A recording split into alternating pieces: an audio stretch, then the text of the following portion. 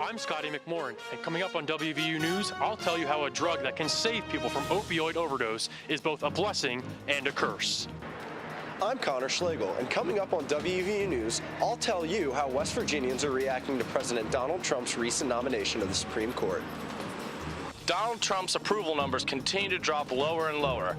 I'm at McNamara, and coming up, I'll tell you how the WVU community is reacting to the president's decisions. Our Emmy Award-winning WVU News starts now.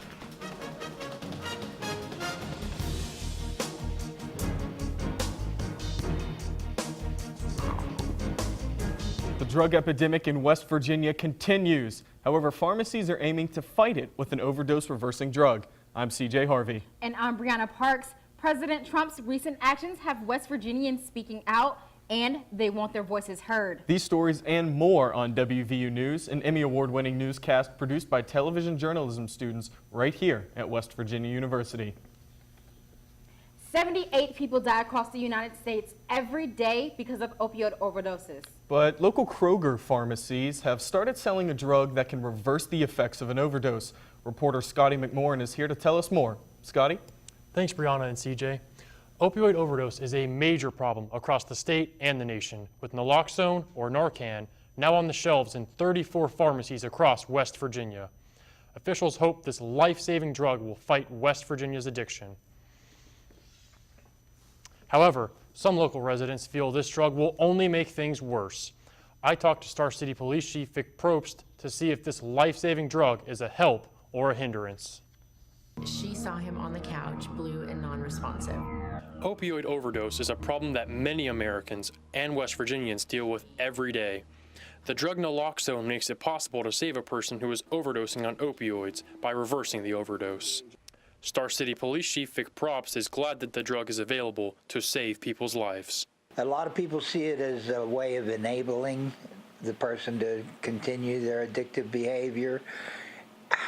I don't agree with that stance. I think a life saved is a life saved, and it always has hope. West Virginia has the highest drug overdose rate in the country at 41.5 deaths per 100,000 people, which is more than twice the national average. The accidental ones don't deserve to die just because somebody else on the other side of town is going to abuse the system. But not everyone agrees with Chief Probst. Some WVU students believe that Narcan will be abused by drug users. It would be easier for people to use it as a source of, like, I can still use drugs so I can actually revive myself rather than just dying from overdosing on drugs. However, other WVU students believe that Narcan is a good thing. We have a large percentage of people dying from opioid deaths that we didn't have previously, and this is the drug that can save them from that. Pain prescriptions make up a $24 billion market, and about 80% of the global opioid supply is consumed by Americans. In addition to Kroger pharmacies making the drug available over the counter, the State Department of Health will provide 8,000 doses to first responders, and officials will also offer 8,000 more doses of Narcan for free to naloxone programs across the state. Thanks, Scotty. They can't stop President Donald Trump's nominees to the Supreme Court, but Senate Democrats' votes are being closely watched by members of both parties. Connor Schlegel joins us now from Studio B at the Media Innovation Center to tell us more. Connor? Thanks, Brianna. President Trump nominated Neil Gorsuch last month to fill an 11-month-old vacancy on the Supreme Court, fulfilling a campaign promise to nominate a staunch conservative. Of the 48 Democrats in the Senate, 8 are up for re-election next year, including West Virginia Senator Joe Manchin. So what do local residents think about this recent nomination? I hit the streets to find out.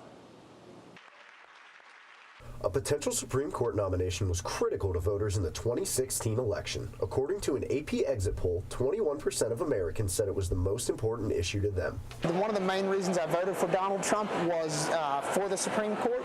That's something that goes for generations that my kids are going to know about. You know, they're going to be affected by the Supreme Court picks that Trump selects, and Neil Gorsuch is the best pick. College of Law professor John Taylor gave his thoughts on the nomination. If you try to look at it apart from what his rulings are likely to be, he certainly is very well qualified and very well respected. Independent voters are also upset about Republicans refusing to confirm Obama appointee Merrick Garland last year. I don't think that's fair because Obama nominated someone before he left, and that person should at least get a chance to make a name for themselves before they're just not even, they're completely ignored.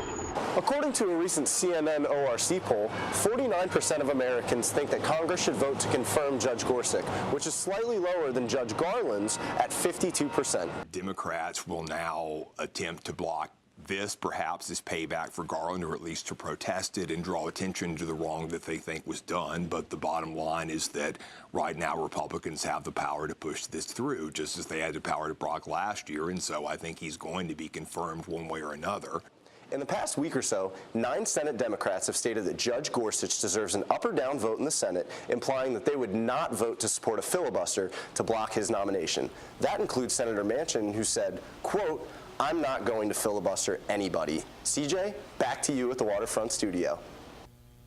Thanks, Connor. While many are criticizing Trump's Supreme Court nominee, they're also questioning his EPA pick. Reporter Matt McNamara attended 2 student protests to get their take on the latest political debates. If we don't do something about it, there might be a day where other people don't get to see a beautiful day like this. Students gathered at Woodburn Circle and the Mountain Lair to voice their concerns over President Trump's recent executive orders. We're just really concerned that, specifically related to climate change as well, we're seeing someone who's being nominated to run the EPA who doesn't actually believe that there's a connection between human activity and climate change. Shortly after the protests about environmental protection, students gathered here at Woodburn Circle to further protest Donald Trump's recent immigration ban. I think it's detrimental to what we're trying to achieve as a university on all kinds of fronts. We love international students. They make our community more vibrant. They bring intellectual energy. They bring their cultures to our community. Some students are even saying that the ban is actually unconstitutional. The fact that we have heard the GOP spit rhetoric that says that it will mostly let Christians in is a form of religious discrimination, which is unconstitutional. An estimated 40 to 50 people showed up to support the Muslim community here at WVU. Matt McNamara, WVU News, Morgantown. On February 3rd, District Judge James Robart issued a ruling that would temporarily block portions of the executive order banning immigrants and refugees. A day later, the Department of Homeland Security said that it had stopped enforcing the executive order. You can also watch Matt's story in 360 video. Just go to our website. Research shows college students and recent college graduates are more politically engaged than ever before. That's right, CJ. Millennials are also one of the most active groups on social media. Tessa Iglesias joins us now from Social Square to tell us about a social media app accessory that's helping WVU reach prospective students. Tessa? With nearly 25% of all Americans using social networking sites several times a day, it really is a social habit, and Snapchat has been one of the newer apps on the scene. With nearly 100 million daily active users, Snapchat has now created a product that allows users to record video and live in the moment. Snap Inc. has now released a new product known as Spectacles that's a game changer. These spectacles allow you to record video and post Snapchat stories through a pair of sunglasses. We just really want to continue showing what life is like here at WVU and having more hands-on activities to showcase the spectacles and to show how they are really unique and how you don't have to have anything in your hands and you can be very interactive and that kind of thing. The Uncut Campus Tour campaign video involved touring all 3 WVU campuses, downtown, Evansdale, and Health Sciences.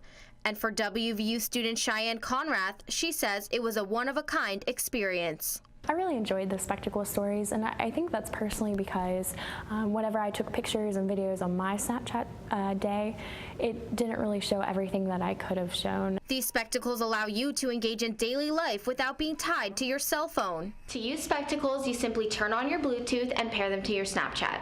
Then, you grab the glasses and put them on. Press the button on the top left corner to record a 10-second Snapchat. If you would like to have this one-of-a-kind experience, you can purchase these spectacles, but it'll put you back about $130. They can be bought at any SnapBot vending machine, through eBay, or rental companies like Lumoid and Joymode. And even though this campaign to promote WVU and recruit students is now over, they will continue to use these spectacles and Snapchat to recruit more students to the university in the future. Brianna and CJ, back to you. Thanks, Tessa, for that report. It may only be February, but the basketball regular season is coming to an end, and the men's and women's basketball teams are in the home stretch. Sports reporter Andrew Caridi gives us an update on the women's basketball team. I'm Andrew Caridi, and coming up on WVU News, I'll give you an inside look at how the West Virginia women's basketball team plans to return to winning ways. Ready to go? Sometimes the most important lessons are learned outside the classroom. Are we going the right way? When you chase the unknown, take a risk, and push beyond your boundaries. That's when you discover who you really are. Every journey starts with a first. Let's go. After suffering their first loss of the season, the WVU women's basketball team has lost 8 of their last 11 games. And sports reporter Andrew Caridi is here to tell us how the team is planning to refocus before the postseason. Andrew? Thanks, CJ and Brianna.